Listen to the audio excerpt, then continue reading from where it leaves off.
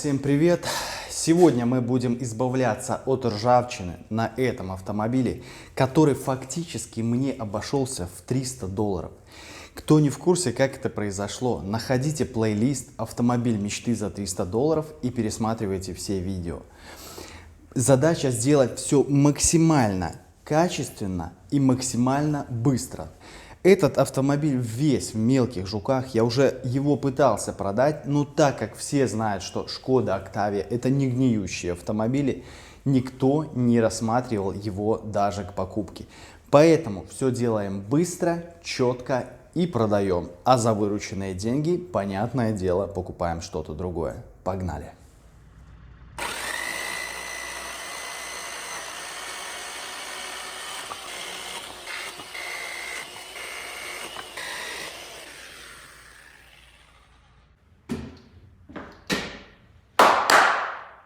Чего? Нет, так не пойдет. О, да. Ну, в таком костюме я, конечно, вообще... Шутки шутками, приколы приколами. Но я себе давным-давно подыскивал нормальную робу, которая, во-первых, будет в кадре смотреться красиво, а во-вторых, она будет удобная. Перемерил и пересмотрел большое количество, ничего меня не устраивало, пока я не наткнулся на контору SafeTeam. SafeTeam является крупнейшим производителем и поставщиком спецодежды в Республике Беларусь. Пообщавшись с ребятами, они мне предоставили комплект спецодежды.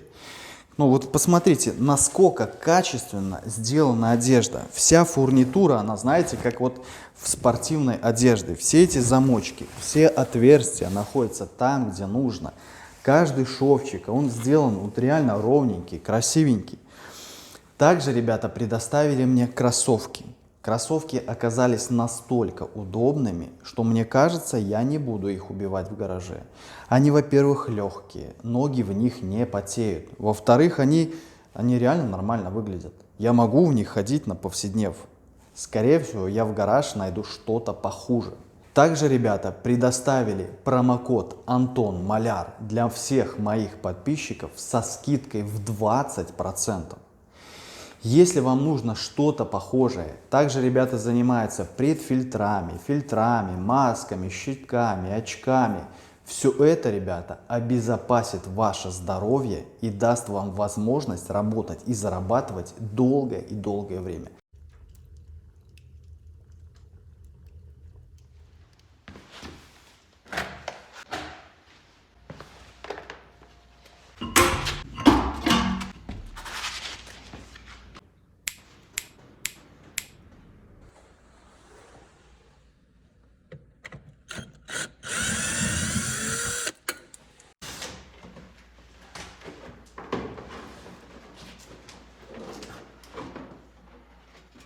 Смотрите, ребят, если вы в своих ведрах вот в эти места не залазите и не вычищаете грязь, она здесь скапливается просто килограммами.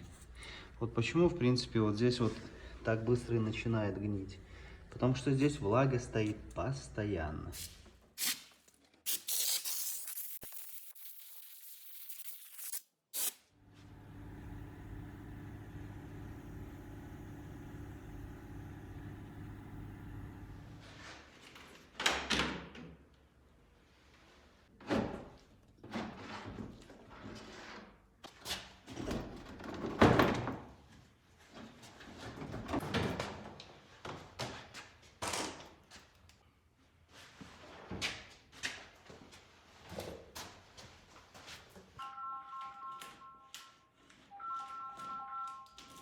Да не мешай, блядь, процесс идет съемки. Ну, честно говоря, я не ожидал, что такая ржавчина будет под лобовым стеклом. Смотрите. Ну, я понимаю, если бы машинке было там лет 20, ну, не такая-то она и старая. И что самое интересное, вот ребята, которые вырезали, сказали, что стекло было вклеено на шовный герметик, не на клей специальный для лобовых стекол. Отсюда делаем вывод, что сам себе владелец никогда так не вклеит. Скорее всего, эта машинка побывала у недобросовестных перекупов, и они вот учудили такую хрень.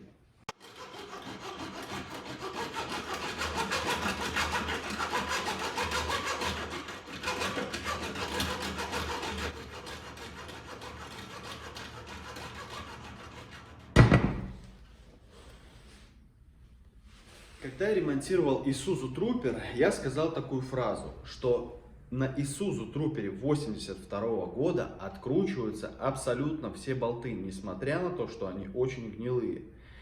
И привел в пример Toyota Corolla 2010 года, где болты через один уже приходится либо срезать, либо отламывать. Это вызвало большой срач в комментариях. Люди говорили, что у меня все четко откручивается. Ребята, аналогичный пример, 10-й год машина, и видите, что приходится? Приходится срезать.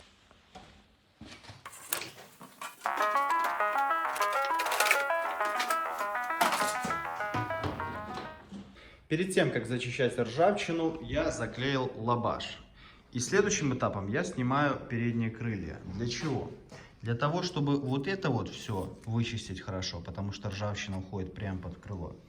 Само крыло в торце вот гниет, не снимая его нормально не сделать. И порог, видите, ржавчина уходит прямо под крыло. И, соответственно, сама ржавчина по крылу уходит тоже под него. Поэтому снимаем оба крыла. Прикол начинается вот с чего. Внутренний каркас крыла, само крыло клеится на герметик. И поэтому создаются определенные проблемы для того, чтобы снять. И вот здесь оно, соответственно, тоже клеится. Поэтому очень хорошо все надо прогреть феном и поочередно его сковырнуть. Сейчас я сделаю это с обратной стороны и вам покажу.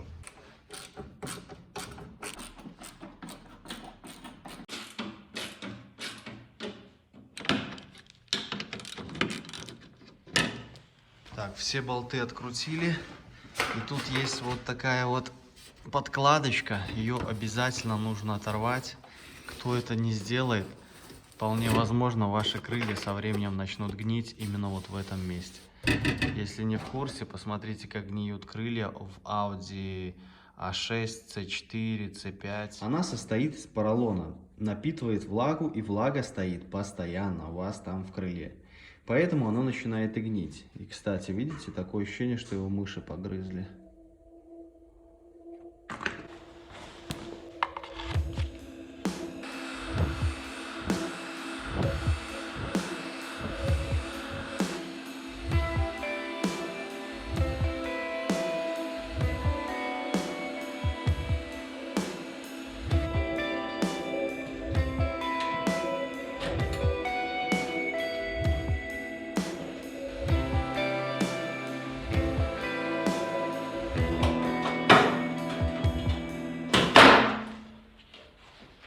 Ну вот смотрите, как было не снять это крыло, если ржавчина вся ушла сюда. Ну и на пороге тут лопух такой хороший. Все, будем сейчас устранять.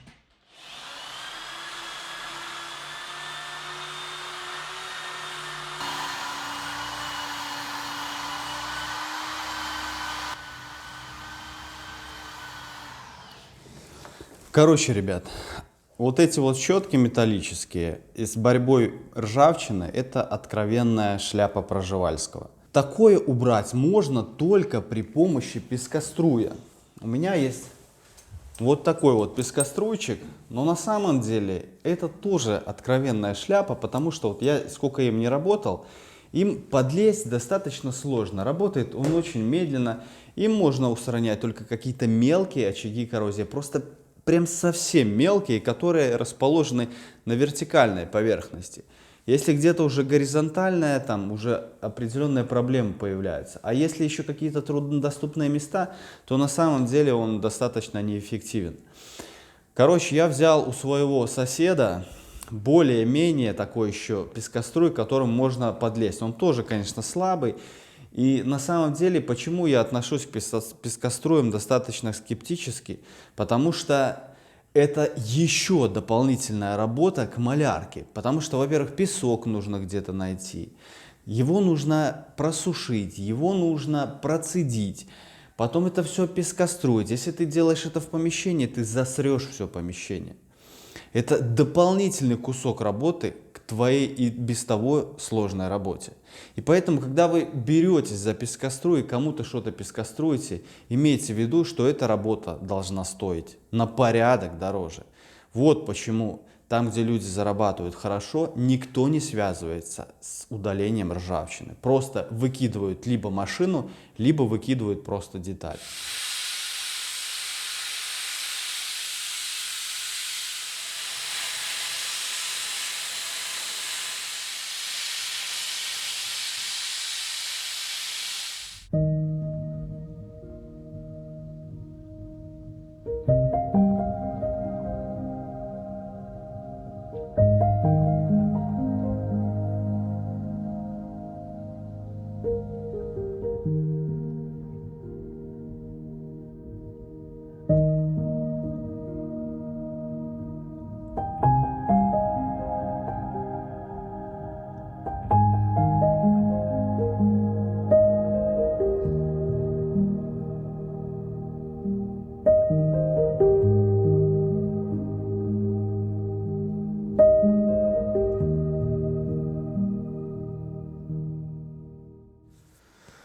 Ну что, на это у меня ушло где-то в районе 3 часов. Полный гараж в песке. Сейчас я буду это все убирать. Где-то еще на это у меня уйдет часика 2, чтобы это все прибрать, продуть. С тачки весь песок вычистить. Лицо мое все черное, видите. Плюс шмотка вся грязная.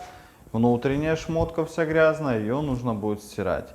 Песок в ногах, песок в носках, песок в трусах. Я уже не говорю, что там песок в ушах и в голове. Короче, вот именно поэтому я терпеть ненавижу пескоструйку. Потому что, на мой взгляд, пескоструйка это как отдельная ниша, которой нужно заниматься. А не вот тачки красить, варить их, пескоструить, там подвески менять. Человек должен всегда заниматься чем-то одним. Потому что если он распыляется, то, как правило, получается немножко хуже, чем у остальных. Ладно, продолжаем.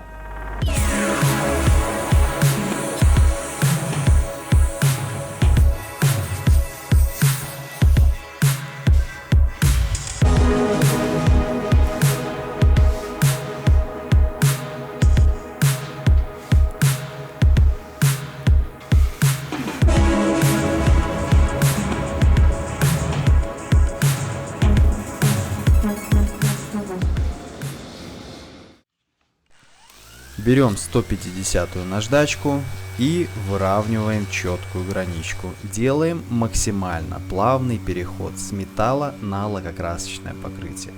Делаем это мы специально для того, чтобы в дальнейшем просадок не было.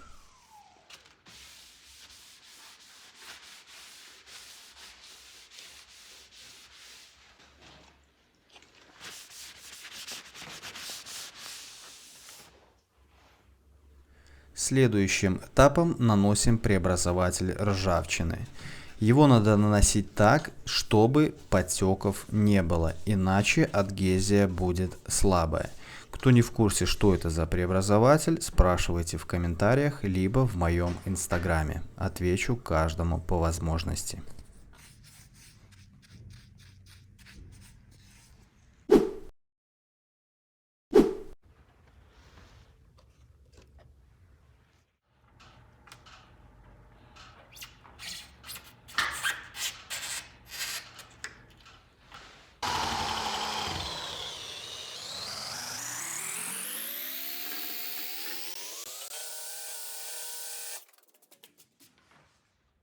Ребят, как бы я не хотел сделать этот автомобиль хорошо, но не все в моих руках. Сейчас я вам покажу почему. Вот смотрите.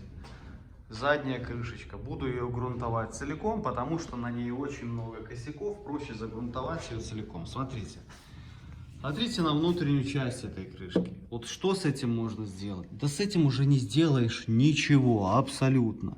Потому что эта дверька обречена на верную погибель. Единственное, что я могу сюда налить немножко специальные обработки, которые это на время задержат.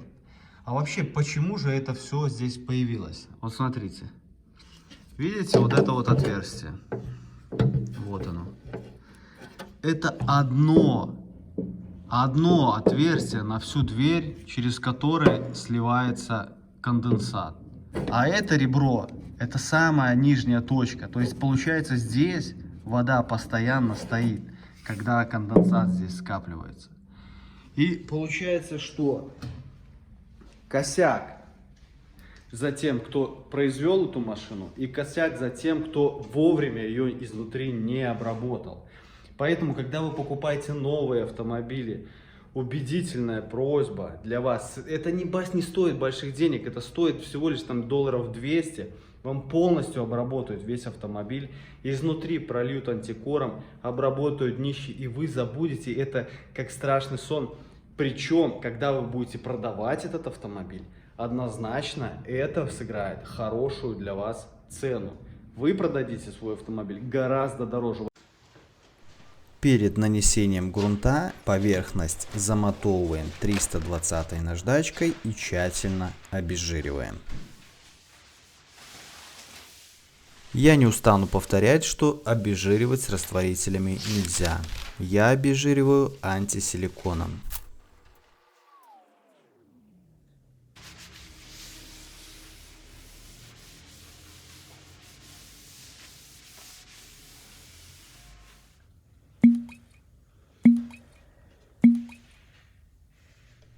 И первым слоем я буду наносить эпоксидный грунт. Эпоксидный грунт дает максимально прочную пленку и защищает металл от дальнейших воздействий.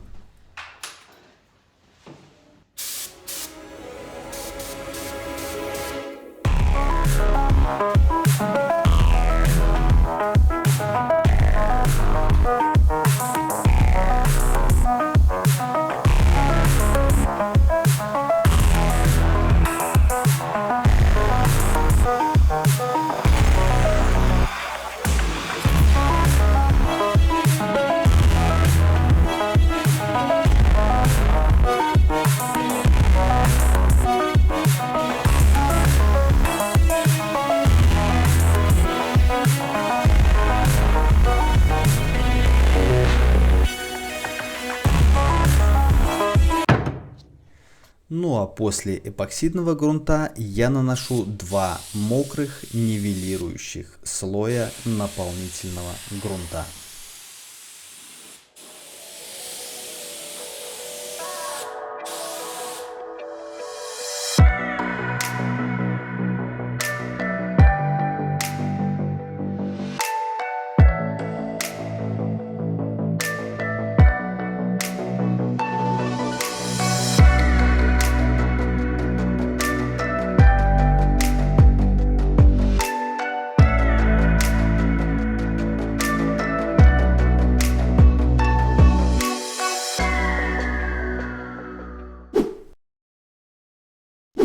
Следующая задача такая: покрасить внутренние части задней крышки багажника и задней левой двери.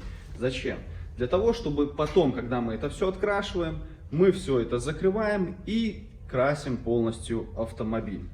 Соответственно, все заклеиваем валиком, чтобы во внутреннюю часть ничего не попало. Но перед этим нам нужно зашпатлевать все нюансы, которые образовались после пескоструя.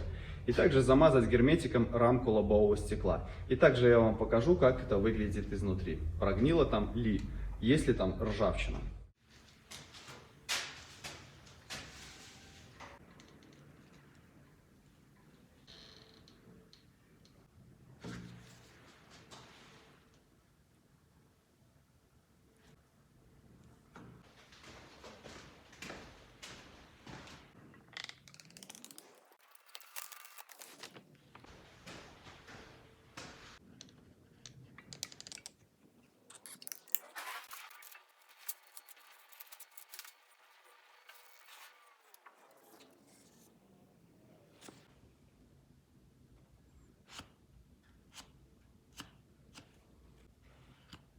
Порог переваривать я не стал.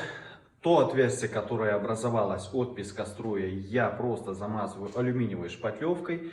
Изнутри потом чуть позже я все это замажу пушечным салом. Также я все нюансики, те, которые образовались от пескоструя, кратера, я все поподмазываю. Либо 500-й наждачкой, либо вот такой вот губкой замотовываем грунт. Таким образом мы его выравниваем. Сиреневая губка, либо 1000-ная наждачкой мы замотовываем те места, где будем делать плавный переход по базе и лаку.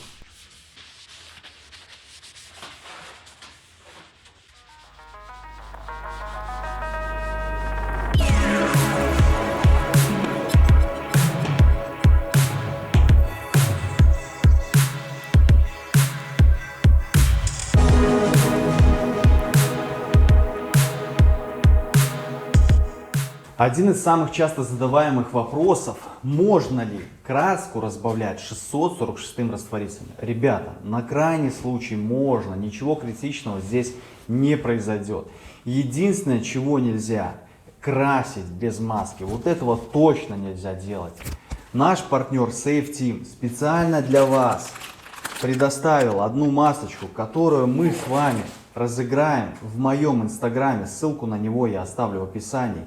Чем хороша эта маска? У нее есть специальные клапана, которые ты, зажимая, проверяешь маску, насколько плотно она прилегает к твоему лицу. Тем самым ты исключаешь тот факт, что краска попадает в твои легкие.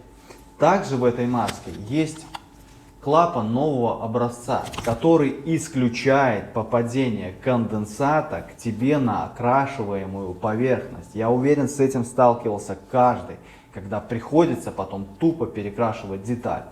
Короче, ребята, ссылки в описании, а я продолжаю красить. Погнали. Краску я буду использовать баночную, разбавляю ее 1 к 1 с универсальным разбавителем. Пистолет я настраиваю примерно таким образом, чтобы краска не разлеталась из-за большого давления. То есть давление в среднем я выставляю где-то в районе 1 атмосферы. Ну а подача материала примерно так, как база наносится с баллончика. Количество оборотов не имеет никакого значения, потому что во всех пистолетах все это абсолютно по-разному настраивается. Количество слоев где-то 2-3 слоя, не больше.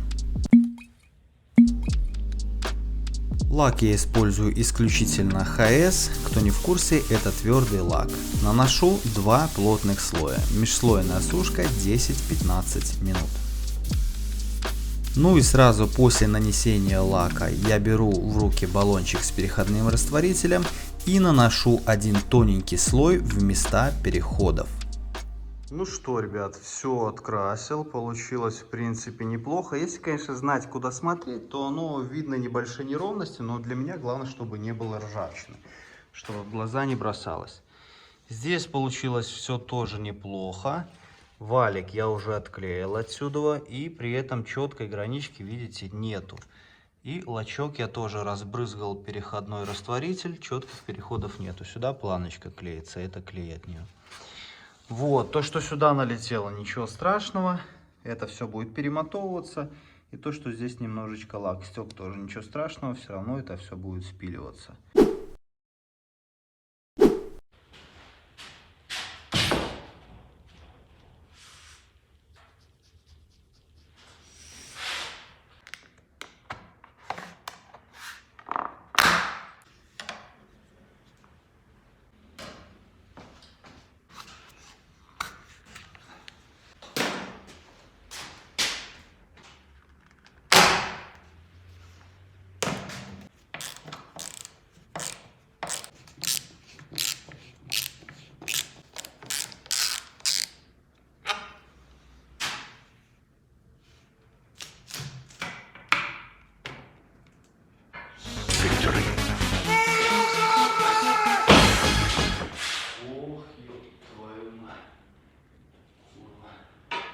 Следующим этапом мы снимаем вот эти вот резиночки аккуратно, не надрывая. А потом я вам покажу, как это все аккуратно ставится, потому что с этим тоже могут быть проблемы, если кто-то не знает, как это делать. Снимаю я их вот почему. Потому что прокрасить здесь будет сложно.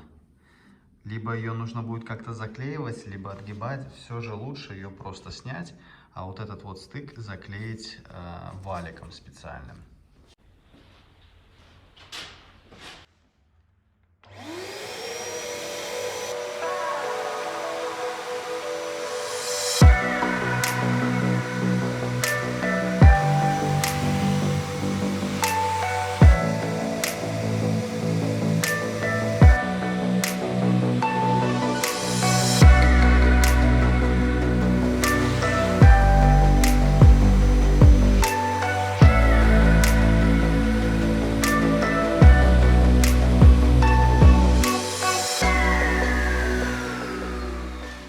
Ребят, хочу прояснить один момент. Здесь я положил грунт, здесь у нас старая поверхность.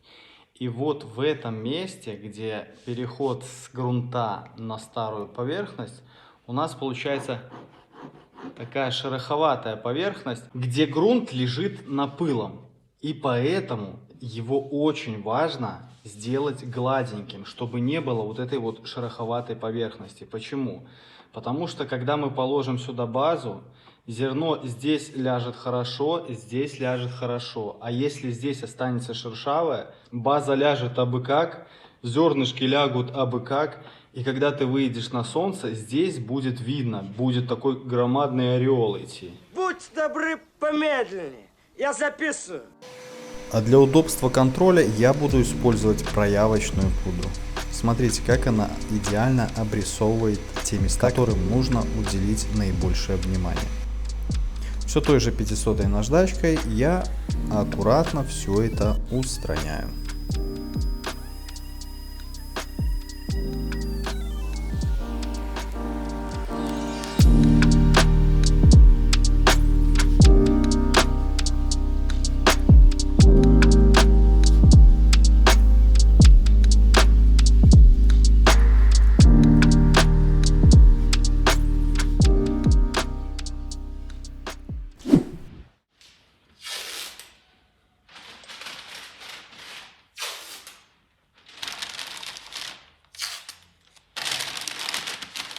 Мало кто знает, что качество покраски напрямую зависит от качественной оклейки вашего автомобиля.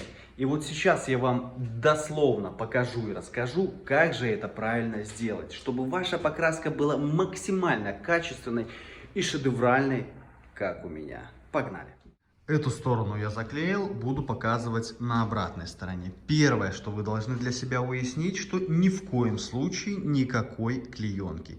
Все исключительно бумагой и малярный скотч. Малярный скотч ни в коем случае не тот, который продается в строительных магазинах. Он не клеится вообще. Вам нужен тот, который продается для клейки автомобилей. Второе, что вам нужно сдать. Пыль, мусор, грязь летит со всех щелей, поэтому их нужно закрыть. И для этого мы используем вот такой вот валик поролоновый. С одной он стороны клеится, с другой к нему прилегает деталь.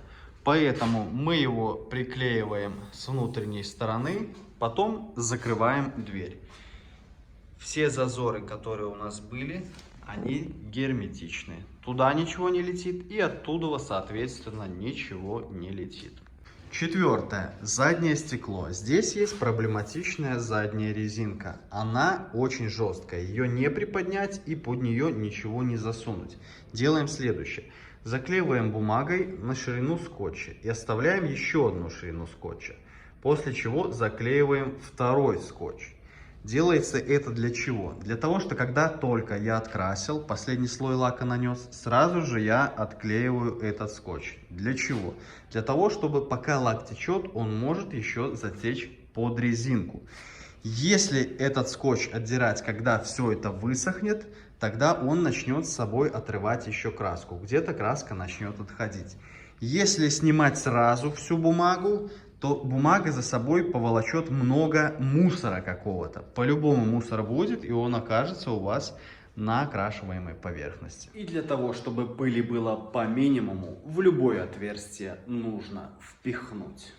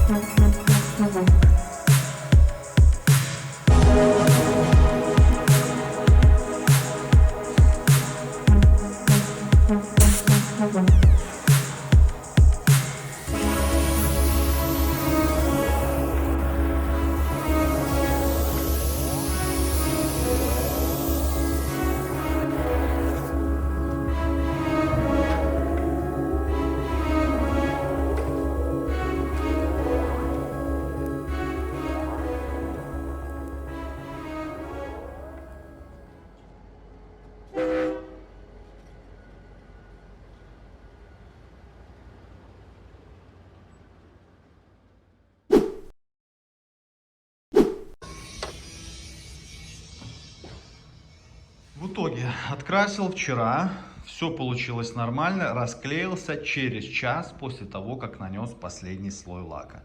Лака я нанес 2 слоя. Как таковое полировать тут что-то не надо будет. Пыль какая-то небольшая есть, но ничего страшного. Лак я использовал вот такой, 10% разбавление. Вот таким вот разбавителем. По нюансам. Одна сопля и вторая сопля. Но мне что-то подсказывает, что я ее даже не буду полировать, потому что она под зеркалом находится. Ну, то есть покрасилось, все четко. На улицу выгонишь, вообще ничего не увидишь. Следующим этапом это покраска крыльев и бамперов. И что я вам хочу про это рассказать? Что очень опасно, можно не попасть в цвет. Поэтому для этого я записал, что я и как красил. Первый слой укрыл чисто пятна. Второй слой 60% базы. Третий слой 60% базы. И четвертый 50% базы. То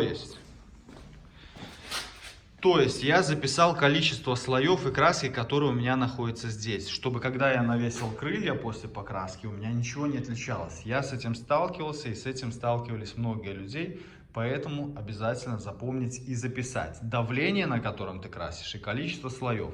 И, кстати, хотел сразу сказать, что в Инстаграме я сразу же выкладываю сторисы и показываю, как там идет процесс, какие-то более подробные тонкости рассказываю. Поэтому подписывайтесь, кто не подписан.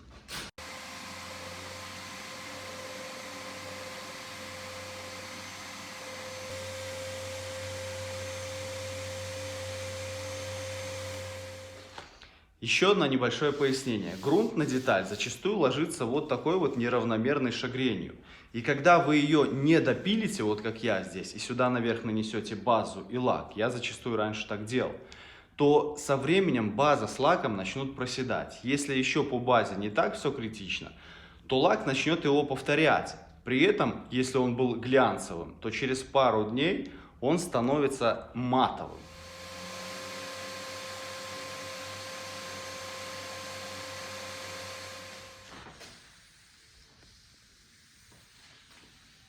О, кстати, ребят, что хотел вам показать.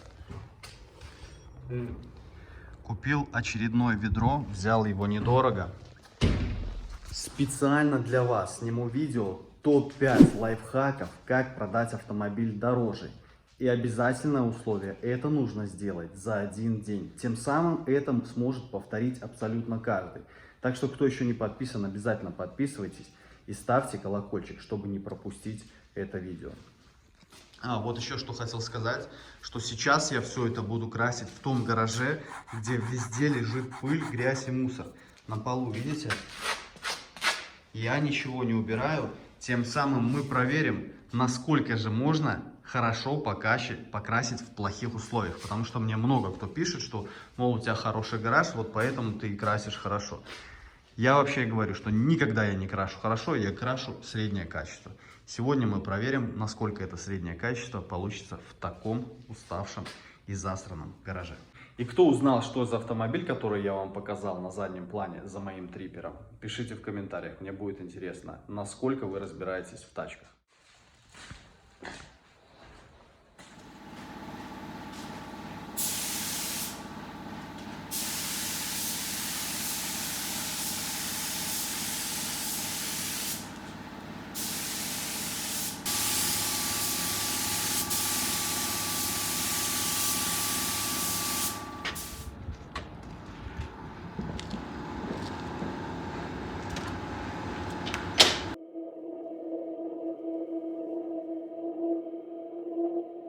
Да, и осталось, кстати, немножко лака. И извечная проблема всех начинающих ребят. Осталось лака, выливать жалко, дай-ка еще нанесу один слой. И после этого начинаются шторы. Появляются потеки, сопли и так далее. Не жалейте, ребята. Выбрасывайте и не сожалейте.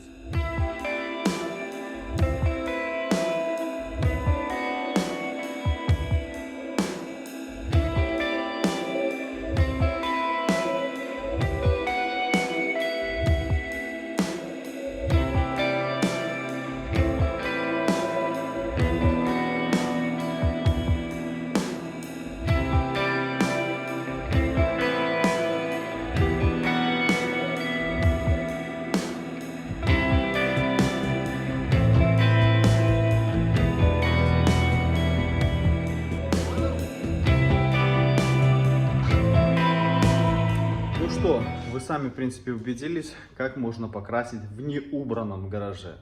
И напишите в комментариях, как получилось, нормально или не очень. Мне интересно ваше мнение.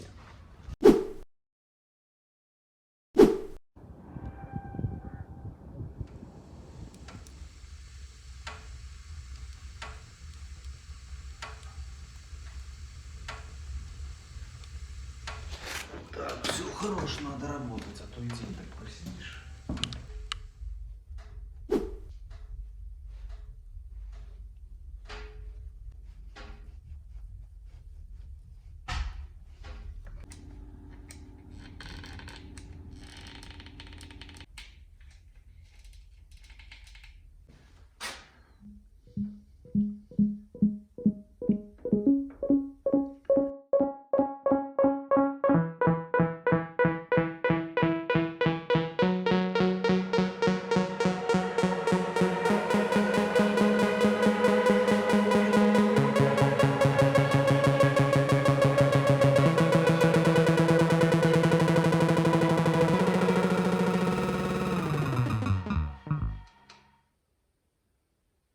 Сейчас я вам покажу ту сквозную дыру, которая была на рамке лобового стекла. Вот это черное пятно, это герметик, который прошел через это отверстие. Изнутри обязательно все это обрабатываем специальным составом для скрытых полостей.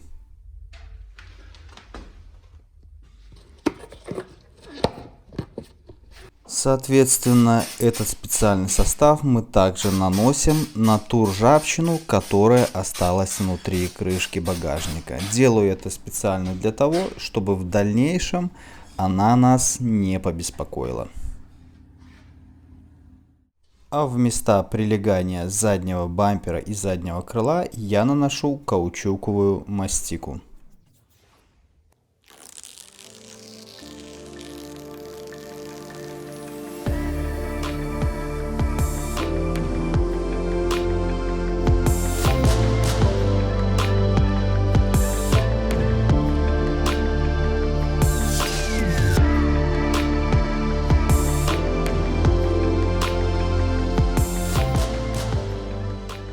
Короче, случились непредвиденные обстоятельства. Лопнуло стекло. Тут система фиксации стекла такова. Ты вставляешь один клин, вбиваешь второй клин. И вот когда я вбивал второй клин, стекло лопнуло. Теперь, короче, придется его искать, при том, что стекло тонированное, его еще не так просто найти.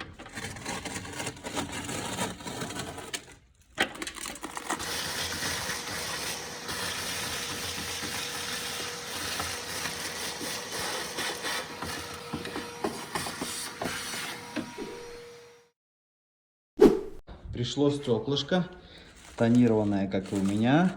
120 рублей за него отдал, это $50. Вставляем сначала одну заглушку, в нее вставляем вторую заглушку. Все, вставил окошко, вот таким образом я его зафиксировал. Теперь вставляем сам механизм. Накидываем кнопку и потиху начинаем поднимать. И в самом верху оно должно защелкнуться.